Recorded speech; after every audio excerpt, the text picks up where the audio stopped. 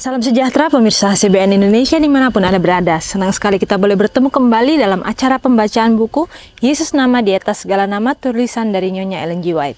Dan pada saat ini kita sudah memasuki halaman ke-277 dengan judul Sumber Keselamatan Kita. Dan saya undang pemirsa di rumah untuk kita boleh sama-sama membuka Alkitab kita di dalam Ibrani 2 ayat 9. Tetapi Dia yang untuk waktu yang singkat dibuat sedikit lebih rendah daripada malaikat-malaikat, yaitu Yesus, kita lihat yang oleh karena penderitaan maut dimahkotai dengan kemuliaan dan hormat, supaya oleh kasih karunia Allah Ia mengalami maut bagi semua manusia. Dan kita masuk dalam inti pembacaannya.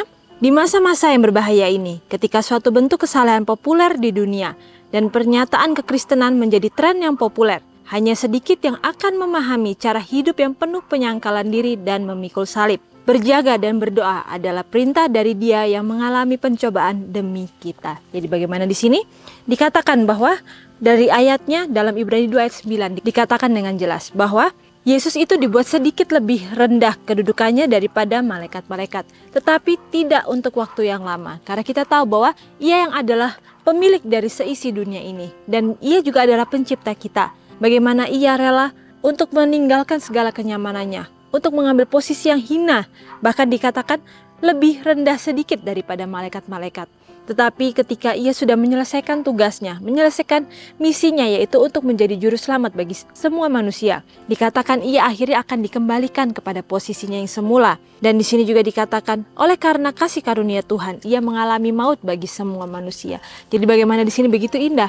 Tuhan kita yang begitu kasih terhadap umat-umat ciptaannya. Ia rela memberikan dirinya sebagai ganti untuk menjadikan Ia juru selamat bagi manusia yang sudah jatuh ke dalam dosa. Sehingga manusia yang jatuh ke dalam dosa yang seharusnya tidak mempunyai pengharapan.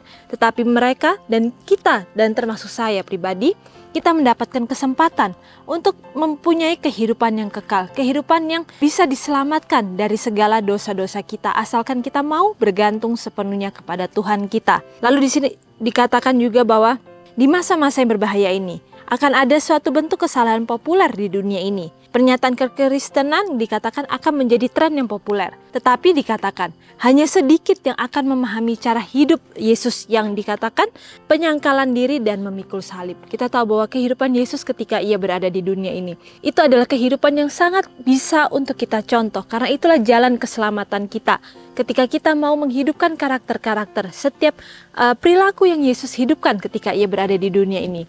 Kita tahu bahwa dalam dunia ini, bahkan sejak dari masa mudanya, orang tuanya bahkan ibunya sendiri yaitu Maria mengajarkan kepadanya untuk tidak mementingkan dirinya sendiri. Dan Ia pun menghidupkan apa yang sudah diajarkan dan apa yang Ia ketahui dari firman Tuhan, yaitu dari Bapanya sendiri. Dan di sini juga dikatakan bahwa Ia hidup dengan penuh penyangkalan diri. Jadi bagaimana di sini? Kalau kita bisa lihat Yesus yang mempunyai segalanya, Ia bisa memilih kedudukan untuk lahir dalam dunia di posisi orang yang mampu, orang yang kaya, orang yang berpendidikan, orang yang mungkin akan dipandang istimewa oleh orang-orang di sekitarnya. Tetapi berbanding terbalik dengan Yesus, kita tahu bahwa Ia mengambil posisi yang sangat hina.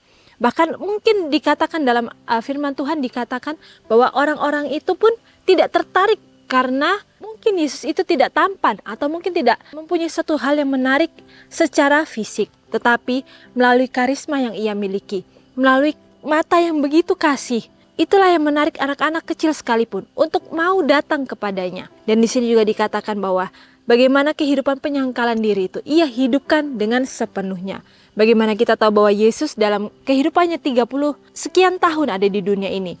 Dikatakan bahwa dalam kehidupannya Ia tidak pernah mementingkan dirinya sendiri. Sekalipun Ia lapar, sekalipun Ia haus, Ia kelelahan. Tetapi ketika ada orang yang datang kepadanya meminta bantuan atau memohon untuk pengampunan atau pertolongan akan segala sakit dan penyakitnya, dikatakan oleh firman Tuhan bahwa Ia akan rela untuk memberikan yang terbaik untuk melayani orang tersebut. Bahkan Ia tidak akan mementingkan kepentingannya terlebih dahulu. Ia tidak akan berpikir untuk makan terlebih dahulu baru untuk melayani orang-orang itu. Jadi bagaimana di sini kita bisa belajar bahwa keinginan untuk mendahulukan orang lain, kasih terhadap orang lain itulah yang Yesus hidupkan dalam kehidupan kehidupannya.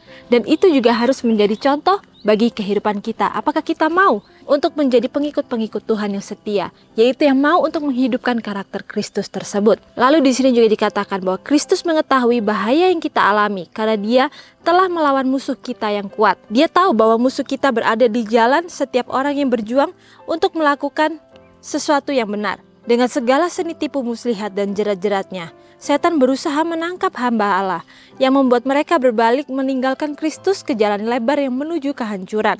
Dia mengawasi setiap keluar masuknya kita dan meskipun tidak terlihat, dia bekerja dengan sungguh-sungguh dan rajin, berusaha menghancurkan mereka yang tidak mengetahui siasat-siasatnya. Jadi bagaimana di sini dengan jelas dikatakan bahwa Tuhan itu menginginkan supaya kita mengikuti jalan-jalan yang Ia sudah tunjukkan. Tetapi kita seringkali melihat bahwa jalan tersebut adalah jalan yang curam, jalan yang sempit sehingga kita tidak mau datang kepadanya melalui jalan tersebut. Dan akhirnya kita memilih jalan-jalan dunia yang kita lihat jalan-jalan itu sangat lebar. Jalan-jalan itu tampaknya mudah untuk kita lalui. Tetapi kita harus ingat bahwa firman Tuhan mengatakan dengan jelas, jalan tersebut adalah jalan menuju maut. Dan di sini juga dikatakan bahwa dia mengawasi setiap keluar masuknya kita. Meskipun tidak terlihat, dia bekerja dengan sungguh-sungguh dan rajin, berusaha menghancurkan mereka yang tidak mengetahui siasat-siasatnya. Jadi begitu dalam ya, di sini dikatakan bahwa dia mengawasi kita. Selalu ketika kita dipanggil oleh Roh Kudus untuk tidak melalui jalan tersebut, tetapi keinginan-keinginan hati kita yang jahat yang menuntun kita untuk mengikuti apapun yang pikiran kita sampaikan, yang hati kita inginkan. Dan di saat itulah Tuhan tidak bisa memaksakan kehendaknya kepada kita, karena disinilah Tuhan memberikan kebebasan memilih. Tuhan memberikan kepada setiap umat manusia itu kuasa atas diri mereka dalam setiap pilihan mereka yang tidak bisa diganggu gugat. Tuhan hanya bisa memberikan Roh Kudus untuk mengingatkan, tetapi Tuhan tidak bisa memaksa setiap manusia untuk mengikuti jalan-jalan keselamatannya itu. Dan di sini juga dikatakan, meskipun Tuhan sudah mengetahui siasat-siasat dari si jahat, tetapi seringkali dari pilihan-pilihan kita, kitalah yang memilih jalan-jalan tersebut. Bahkan di sini dikatakan melalui pengaruh si jahat, bahkan agama Kristus telah disesatkan dalam pikiran banyak orang yang mengaku mengetahui dan menanti kebenaran. Tetapi setinggi apapun pengakuanmu, engkau tidak akan tahan uji kecuali engkau adalah pelaku firman. Hanya mereka yang memiliki prinsip yang hidup dan teguh di dalam hati mereka, yang tidak menyimpang untuk melakukan apapun yang sudah jelas-jelas jahat, yang tidak berani menodai jiwa dengan kenajisan, sedang membasuh jubah mereka dan membuat putih di dalam darah anak domba.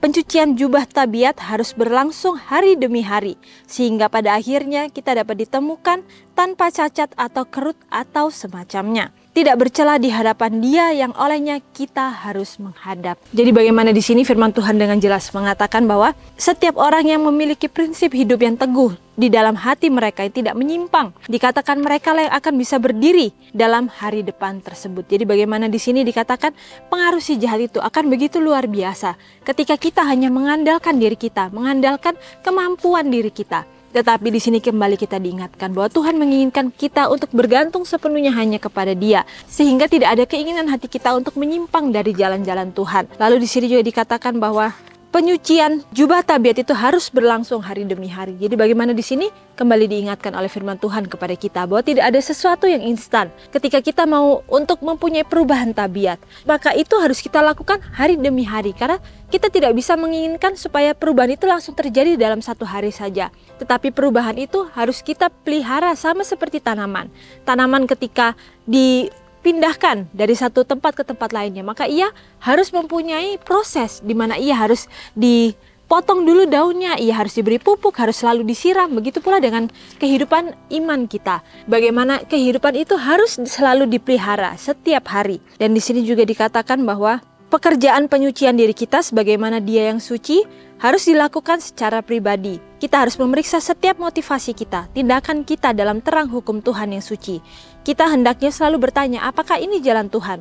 Setiap yang mencari dengan sungguh-sungguh dan tulus akan dijawab oleh Tuhan. Permohonan kita, para pemohon yang jujur, selalu didengar oleh sumber keselamatan kita. Dia telah berjanji, Ia membimbing orang-orang yang rendah hati menurut hukum, dan Ia mengajarkan jalannya kepada orang-orang yang rendah hati. Malaikat Tuhan sedang mengawasi untuk melihat perkembangan karakter kita.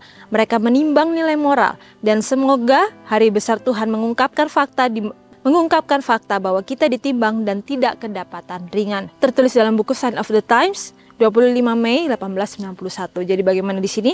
Dengan jelas dikatakan bahwa orang-orang yang rendah hati, yang mau untuk diubahkan, yang mau untuk diajar, menerima pengajaran yang diberikan oleh Roh Kudus dalam kehidupan kita. Hanya orang-orang tersebutlah yang bisa berdiri pada hari depan tersebut. Dan di sini dikatakan orang-orang yang jujur, para pemohon yang jujur yang mengaku bahwa dirinya tidak mampu di hadapan Tuhan. Bahwa kita tidak ada artinya ketika kita tidak bergantung sepenuhnya kepada Tuhan. Maka di saat itulah Tuhan yang akan memampukan kita, memberikan kepada kita kekuatan. Dan di saat itulah mungkin kita tidak akan pernah terpikir bagaimana kita bisa melakukan hal tersebut. Tetapi Tuhan berjanji ketika kita mau datang dengan hati yang hancur, kita mau mengakui bahwa kita ini adalah anak-anak Tuhan yang membutuhkan Bapa kita, pertolongan dari Sang Juru Selamat itu. Maka di saat itulah kita akan melihat bahwa Tuhan itu selalu ada bagi kehidupan kita. Dan di sini juga dikatakan, renungkan lebih dalam. Kapankah saya memeriksa motivasi-motivasi di balik tindakan-tindakan saya? Jadi bagaimana pengingat bagi kita? Apa yang kita lakukan? Apakah motivasi kita untuk melayani orang lain adalah untuk memuliakan nama Tuhan? Ataukah justru ada keinginan-keinginan kita supaya kita bisa dipuji oleh orang? Supaya kita bisa dipandang sebagai orang yang hebat oleh dunia di sekitar kita? Jadi bagaimana di sini Tuhan menginginkan bahwa kita mempunyai roh kerendahan hati, roh ingin melayani, roh penyangkalan diri dalam kehidupan kita. Sehingga kita tidak mau menonjolkan diri kita di hadapan Tuhan. Karena tidak ada artinya kita di hadapan Tuhan kalau kita mau menunjukkan dengan segala kemampuan kita. Karena kita tahu bahwa semuanya itu hanyalah titipan daripada Tuhan. Dan kita ini hanya hidup sebagai penata layannya yang diberikan sebuah tanggung jawab untuk melakukan kehendak-kehendak Tuhan. Tetapi apakah kita mau menjadi pekerja-pekerja Tuhan yang setia? Ataukah kita mau untuk melakukan keinginan-keinginan kita sendiri? Itu adalah kembali kepada pilihan kita masing-masing. Jadi bagaimana di sini kembali Tuhan mengingatkan kepada kita supaya kita mau untuk mengambil jalan-jalan yang Tuhan sudah tentukan sehingga kehidupan dan jalan-jalan kita lebih mudah, maka kita juga akan menemukan sebuah kedamaian dan kelegaan dan hidup yang penuh dengan sukacita karena kita bisa melihat penyertaan Tuhan selalu ada dalam kehidupan kita. Dan sampai di sini acara pembacaan kita pada saat ini, dan sampai bertemu kembali dalam acara pembacaan yang selanjutnya.